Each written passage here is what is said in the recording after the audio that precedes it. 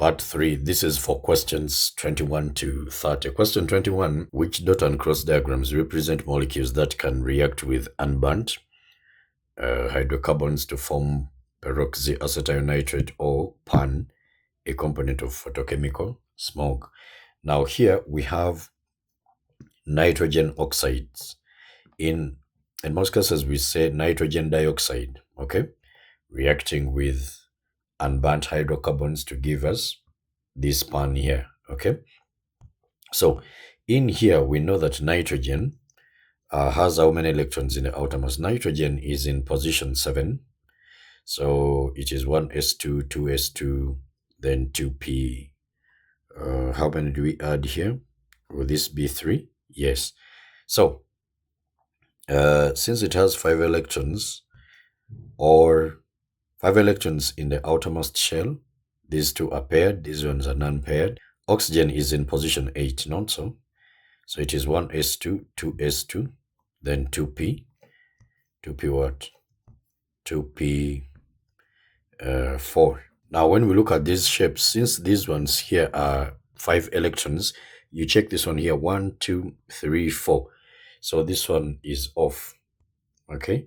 We have 1, 2, 3, 4, 5, 6. 6 electrons in the outermost can be oxygen. So therefore, this one here is off, okay? Then when we come to this one here, nitrogen is the central atom. This is 1, 2, 3, 4, 5, 6, 7, 8. It already has 8, and again it is sharing, so that is completely wrong. So that means our answer has to be on 2 and 4. And wherever there is a 1, I just cross that. So there is a 1 here, that one has to be out. This one has to be out. And then 3, even this one has to be out. That means our answer has to be a what? A D. But let's confirm here. Nitrogen, 1, 2, 3, 4, 5. You see? And then oxygen has how many? 1, 2, 3, 4, 5, 6. So that one is okay. Nitrogen dioxide. And then here, 1, 2, 3, 4, 5. And then oxygens, how many are they? We can see 1, 2, the electrons in oxygen, 3, 4, 5, and then 6. So that's why these two are okay. This one here and this one here. So that means our answer is going to be D here, 2 and 4. Question 22. Which set of 3 elements contains a single element that has both the highest melting point and the lowest electrical conductivity of the 3 elements in the set? Now, when we look at all of these 3, they have high melting point, because this one is a metal, this one is a metal, but silicon in period 3 has the highest melting point, okay? So silicon here has the highest melting point and the lowest conductivity. This one is a metal. It conducts electricity, aluminium also, and silicon is a metalloid. So it has the lowest melting point here. I mean the lowest electrical conductivity. So that that means A looks to be correct. Okay, but then let's look at B. When you look at B here, we have aluminium and silicon. This one has the highest melting point. Okay, and they're saying lowest electrical conductivity. It is going to be phosphorus, because phosphorus is a nonmetal, doesn't even conduct electricity. You see that? So the lowest in electrical conductivity is this one, now not silicon. So this whole thing has to go. Then for C here, aluminium is the one with the highest melting point, okay? But electrical conductivity, it is also having the highest, because it contributes 3 electrons in the metallic structure, okay?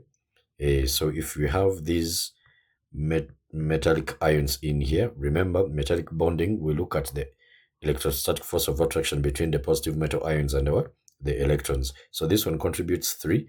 So the electrical conductivity here is the highest in aluminium. That's why we use aluminium as those power cables, overhead power cables, you see? So this one has to be off. And then D, silicon has the highest melting point. And then lowest electrical conductivity. First of all of these ones are not conductors of electricity, you see. So that's why we are taking our answer to be A. Okay, as simple as that. Question 23. In which row do the particles increase in size? When we look at the first row here, nitrogen has how many protons? It has 7. Oxygen has 8. Fluorine has 9. Okay, so and their outermost electrons are being added to the same shell. You see that? So we have the same shielding all throughout, but then there is greater nuclear charge here. The more you have the number of protons in the nucleus, the greater the nuclear charge. Okay, so there is going to be a stronger attraction of the outermost electrons in fluorine compared to oxygen and compared to what? To nitrogen here. Okay, so this therefore implies that this one is wrong. Then when you come to this, it is going to follow the same suit. We are looking at the positive nuclear charge. That nuclear charge there is still the same, so this one will also be off. Yes, these are ions. You have added electrons, but you have not, the number of protons have not changed on each of these atoms. You see that? Okay, then we go to the third one here. Here we have 11 protons, 12 protons, 13 protons. So each of them has actually lost the outermost electrons and they have the same shielding. Okay, same shielding. They all have 2 to 8 if I'm using the O-level electronic configuration. Okay, the way we write the electronic configuration in O-level, it is 2 to 8. Now you're going to have aluminium, since it has the highest number of protons, it is going to have the highest nuclear charge, and therefore the attraction is going to be heavy here. It is going to be so strong in aluminium compared to this. So this one is actually going to be the smallest, followed by this, and then followed by this one here. So that means even C is off. You see that? Then we come to D here, which actually must be our answer. When you look at neon here, it has 10 protons, right? It is in position 10. Then this one, 11, and then this one, what? 9. So since all of them have the same electron configuration, therefore they have the same shielding. Are we there? But then this one has the highest number of protons, therefore it has the strongest nuclear charge. So strongest nuclear charge, then we are going to have the strongest what? Nuclear attraction. So this one will be smaller, followed by this one, and then this one here. So the smallest, then this one is small, and then this one will be the largest. You see that? So that means our answer is going to be D.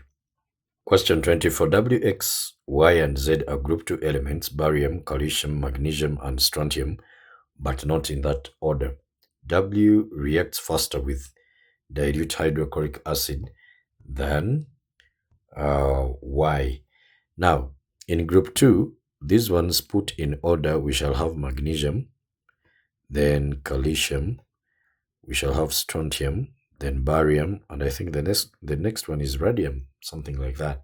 Okay, now, but you can check the periodic table to confirm. As you go down the group, remember these metals here, they react by losing electrons, not so? So if they react by losing electrons, you look at the outermost shell electrons. So if the distance between the nucleus and the outermost shell electrons increases, if that distance increases, then that means it is going to be very easy for this electron to be lost.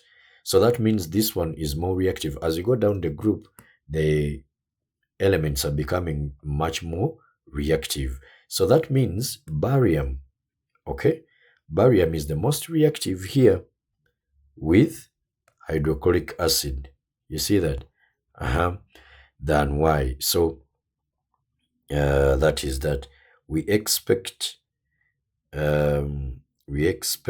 Y to be amongst these ones, and W reacts faster with no. Pardon me here. W to be amongst these ones, and then Y to be amongst these ones here. Are we there? Because these ones react faster with the acid compared to these ones here. Okay, then the hydroxide of X is less soluble in water than the hydroxide of Y. Barium hydroxide, hydroxides of group 2 elements, the solubility increases down the group. So barium hydroxide is more soluble compared to these hydroxides, this way, magnesium hydroxide. So they are saying that the hydroxide of X is less soluble, so it has to be here. That means this is where we are going to get X for hydroxides, okay? And then in what than the hydroxide of W, already I've assigned W on these ones here. The next, the sulfate of Y is the most soluble. Solubility of sulfates of group 2 decreases down the group. That means barium sulfate is less soluble. It's actually white precipitate compared to magnesium sulfate. Now they say that the sulfate of Y is the most soluble. Do you see that Y again falls here? Magnesium sulfate is much more soluble compared to this. So magnesium and calcium, that is where we are finding X and Y. Then here, strontium and barium, that is where we are going to find W and what? And Z. Okay. Then they said here that the carbonate of Z decomposes more slowly than the carbonate of W. Now these two are here. Now, for thermostability of group 2 carbonates or nitrates, we see that it increases down the group, okay? As you go down the group, the thermostability of nitrates and carbonates of group 2 elements increases down the group. What does it mean to be thermally stable? That means you need a lot of heat to break this compound here, okay? And in A level, we explain that in chapter 19, it is called lattice energy. We explain it using ion polarization, okay? You will find it when you reach A level. So this simply implies that we are going to have the one they have said here, the carbonate of Z decreases much more slowly. So Z then has to be this one here, and then W will be for strontium. Now they are saying that what is the MR of the nitrate of W? W, we have identified it as what? Strontium. So that means we are going to have strontium nitrate here. Then what is its MR? What is strontium? Let's go to the periodic table and we check it out. When you come to the periodic table here, strontium is here. It is 87.6. 87.6, then plus nitrogen is 14. So there is a 2 here, 2 times that 14. Then what else? We have oxygen 2 times 3, that is a 6. And then times each of the oxygens gives us what? The AR for oxygen is 16. So putting everything in the calculator here, what do we get? 87.6 plus 2 times 14, then plus 6 times 16. We get 211.6. 211.6, which is actually option C. Question 25. Polymer J has the repeat unit, this one here. Polymer K has this repeat unit here. Which row is correct? And now when you look through here, they want the monomer. So let's find the monomer for this one here. So you have carbon, then there is a hydrogen here. Then here there is C2H5. But this one is the same as CH2CH3, okay? Then we also have carbon here, then there's a hydrogen, and then there's a methyl group. So what happens when we are forming the monomers, we bring this one here back, okay? Also this bond here, we break it now inwards here. So you are going to have C, double bond now to CH, then there is a CH3, then there is this C, first of all, there is this hydrogen here, and then C2H5. C2H5 is an ethyl group, so I can write it as CH3CH2. You see that? Then this other one here, we also do the same. there is a carbon here, then there is a hydrogen, then there is a methyl group down here. Then this carbon here has a hydrogen and also a methyl group here. Again, we do the same thing, break it inwards like that. Then you will get CH, and then there is a double bond, then there is CH, then CH3, then there is also CH3 here. This one here is actually but 2-ene. You see that? Then this one here is the double bond is on the second carbon here. This is 1, 2, 3, 4, 5. That is pent 2-ene. Okay, pent 2-ene. So for J, we are seeing pent 2-ene. Let's look for pent 2-ene. It is here. And then for K, but 2-ene. Let's look for but 2-ene. It is here and here. Now we are seeing the 2 ticks here. That means our answer is going to be a D here. Question 26, 0.2 moles of ethane nitrile reacts with an excess of dilute sodium hydroxide. The reaction produces an organic compound S and ammonia gas only. The reaction has an 80% yield. What is the mass of S produced? Okay. Now, when you look at what is happening here, ethane nitrile. So we have CH3, then CN. This one is hydrolyzed. The process here is hydrolysis, but this is alkaline hydrolysis. We are used to using dilute HCl, okay? And then you get a carboxylic acid, okay? And then ammonium chloride. You see that? But now this one is sodium hydroxide. So if we add sodium hydroxide, dilute sodium hydroxide, then we shall also add here some water. Then we shall get, now this one, when you hydrolyze it using HCl, okay, using HCl, you are going to get the carboxylic acid. You see that? After hydrolysis of this one here, you are going to get the carboxylic acid. But then, this is sodium hydroxide. It is a base. So this alkaline solution is going to react with this acidic solution. That means we are going to get a salt. Okay, so the salt we are going to get is sodium ethanoate. Okay, so we shall get CH3COO. Instead of the H here, I'll remove it and put what? The sodium. You see that? And then here, we shall get what? Ammonia. Ammonia. I can put ammonium hydroxide, or I can put ammonia and water. You see that? But they said ammonia gas only. Okay, so let me put ammonia here. Okay, let's see if this one balances.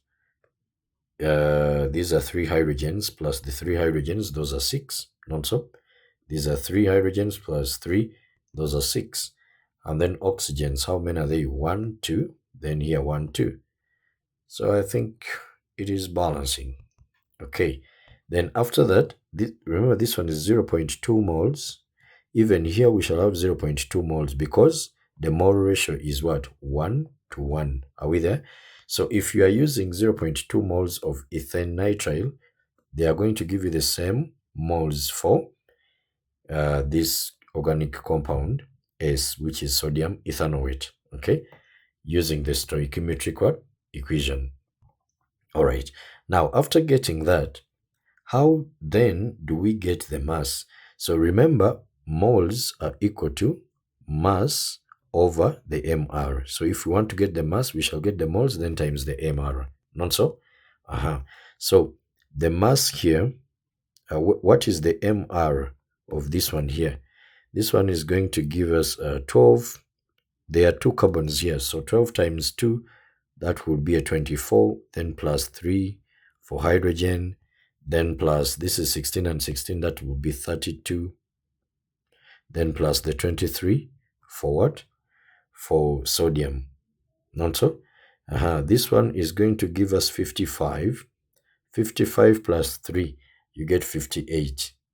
Okay, 58, then plus 24, won't we get 82? This one gives us 82 grams. Okay, now we shall get the mass here as the 0.2 moles we have gotten, then times the 82. Okay, what do we get here? 0.2 times 82. That is 16.4. 16.4 grams. But they said what is produced. This is the mass which we are expecting to get, okay, from this reaction here. If this one gives you from the 0.2, you're supposed to get 0.2 moles. And then times this mass here, you are supposed to get this one here. But what comes out is 80%. Now, 80% of this one is going to be what? 80 over 100, then times. So our yield is going to be 80% of this 16.4. Then what do we get? 80% is the same as 0.8, so times the 16.4. That one gives us 13.12. 13.12 what? Grams. Where is the 13? 13 is here. So that means our answer is going to be B. Question 27. The structure of butanedioic acid is shown. It has two carboxylic acids here. There's this one and this one here. Okay. Then when an excess of sodium hydroxide is added to butanedioic acid, which organic product is formed? Now, when you add butanedioic acid, okay, when you add sodium hydroxide here, this one here, the sodium hydroxide is going to react with the carboxylic acid, and then you form a salt. So in other words, you are going to remove this hydrogen and then you put the sodium there. Okay, that will be the salt. Put this one there. But this one is a strong salt. So in solution, these ones are going to break down. And then you have this ion alone, and then the sodium ions also alone. So that means we shall have a minus there. So we shall have something like this here and also here. So our answer here has to be A without wasting any time. Question 28. 4 organic compounds are shown. We are having them here. And if I may maybe write something here, this is CH3. There's a CH2 here. Then there is a CH2 here.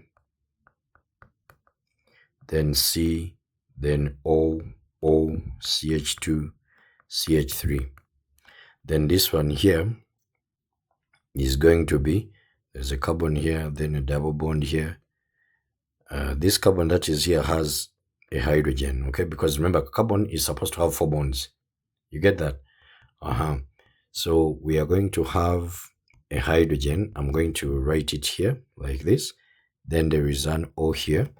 Then there is CH2, then CH what? 3. Then when we come to this one here, there is a carbon here. There are 2 CH3s.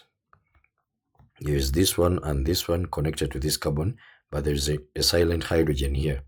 Are we there? CH, then there is a CH2 here. Then there is a CH2. Then there is an O here. Then there is a carbon here. Like that. Then CH3 here. And then here, what are we having? We are going to have, just like here, we are going to have a hydrogen, then a carbon, and then with this, then O. Then you come to this one here. That carbon there has gotten a CH3 on it. In fact, let me just shift this one and I write something here. It has gotten a CH3. This is the one down here. And then up here, there is a carbon, then a double bond.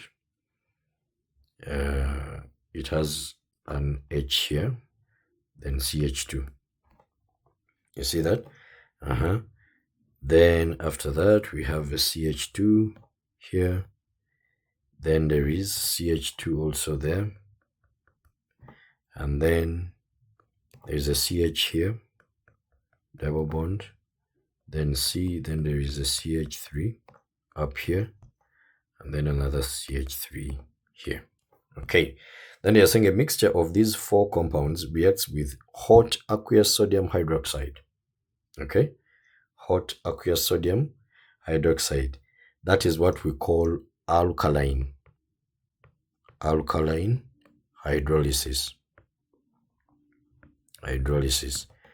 The products of this reaction are acidified. Then afterwards, they add some acid to take off more of, to neutralize the excess what? Sodium hydroxide. Which organic acids are present in the products? Now here we are going to see this one cut off from here. This is an ester here. Okay, it is coming from, this one is the carboxylic acid, then the alcohol. So actually this one is ethyl, then butanoate. You see that? So butanoate is coming from butanoic acid. So we have to look for butanoic acid. So these two here, A and B. Okay, butanoic. Then, so here there is butanoic acid. And then also when we come to this one here, this is methanoic acid. So there is also methanoic acid. You see that? Then here, we shall also get this methanoic acid still there. See? And then how about here? When we break this one here, here you are going to get an alcohol, and then this way you get a carboxylic acid. This one is going to be ethanoic acid, so you can see ethanoic acid. That means our answer is actually going to be what? B here. Question 29. Ethanol reacts with potassium cyanide dissolved in liquid hydrogen cyanide. This reaction involves the formation of an intermediate. Which statement is correct? Now, the reaction in here gives us what we call hydroxynitriles. Okay, that is when ketones or aldehydes react with, in other words, the carbonyl compounds, when they react with cyanides, they form those hydroxynitriles. Now, this is ethanol. So what is going to happen, you are having this CH3, ethanol, CHO. So there is a double bond here with oxygen. And since oxygen is more electronegative compared to carbon, it will attain a partial negative charge because it tends to pull bonding electrons towards itself. Okay. Now here carbon appears to be losing, so it will have a partial what? Positive charge. Now what happens is that the cyanide, which is the nucleophile coming in here, okay, so there is a negative charge here. When this one is dissolved in here, the ions are free to move, okay? That's why I'm using this one here. Then this one has electrons, so it will give them to this carbon here. And then from there, this pi system here will break. So this one will come off like that. And then the intermediate they are talking about is this one here. You have oxygen here with that negative charge, because now this one has the electrons in here, they have come onto this oxygen. Okay, then we can have the CN and then the hydrogen. Okay, this is the intermediate. Now what happens is that you can get hydrogen cyanide here, and this oxygen here gets the hydrogen from here, then this one breaks off, then we shall have this hydroxy, the OH, hydroxy means the OH, then cyanide, CH, then CN. The hydroxynitride, not cyanide, okay? Now, they are saying which statement is correct. So when I start from option D here, the reaction is a nucleophilic substitution. No, they are substituting where? It's not. It is actually an addition. The nucleophile here is added here, you see? So this one is off here. A proton from hydrogen cyanide is transferred to the intermediate. The intermediate is here, you see? And then a proton from hydrogen cyanide here. okay, is transferred here and then to have this hydroxy nitrile. So that means this one is actually correct here. C has to be our answer. But let's check B. The oxygen here, partially negative, of this carbonyl, we are talking about this one here, attacks potassium ion in a nucleophilic attack. No, it is the oxygen which is negatively charged completely that attacks the hydrogen one, cyanide. So I don't even need to look at anything else. The answer here is what? Is C. Okay. Question 30. What is formed when propanol is heated under reflux with a solution of sodium hydrodoborate? Now, propanol is CH3, C or then CH3. So this one here is a reducing agent. So we shall get CH3, CH, then OH. Okay, then CH3. So from the ketone, it goes to a secondary what? Alcohol. We have added 2 hydrogens here. So meaning plus the 2 here. So this one, what is gotten is propan 2O, which is actually option what? A.